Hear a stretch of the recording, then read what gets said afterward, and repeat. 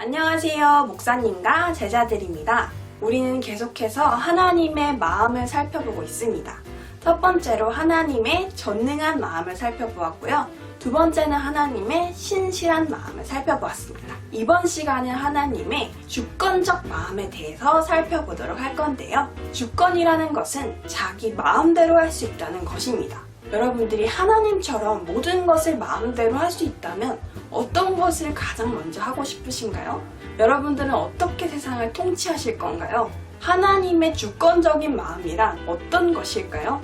성경에서 하나님의 주권은 어떤 것인지, 하나님의 자녀들에게 주시는 하나님의 주권적인 마음은 어떤 마음인지 이 시간 함께 살펴보도록 하겠습니다.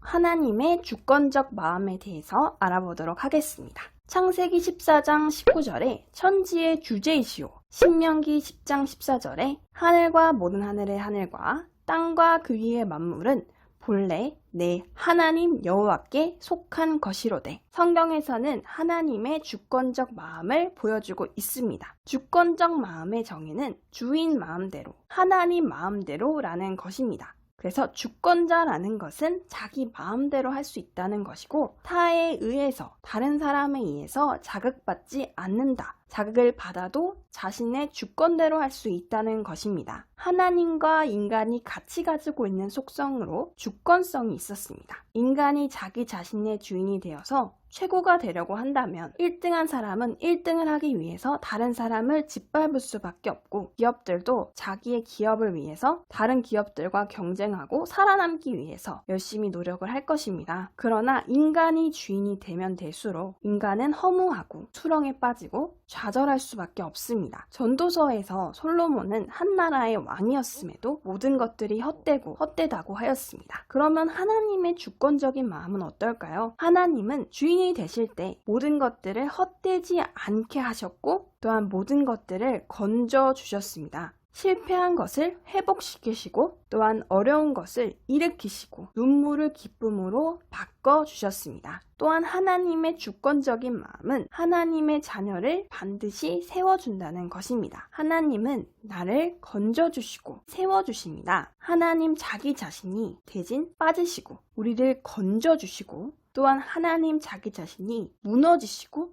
우리를 세워주신다는 것입니다. 하나님은 아버지시기 때문에 우리를 먹여주신다는 것입니다. 그래서 주권자가 오면 인간에게 고통이 아니라 형통이 오는 것입니다. 내게 주권자가 왔다는 증거가 무엇일까요? 주권자가 왔다는 것은 내가 하나님을 섬기고 예배하고 찬양하고 감사한다는 것입니다. 그래서 성경에 주권자가 왔다는 증거로 예배가 시작되고 찬양이 시작되고 기도가 시작되었습니다. 그래서 그곳에는 하나님의 예배의 영광이 나타났습니다. 하나님은 하나님 자신 마음대로 모든 것들을 할 수 있는 분이십니다.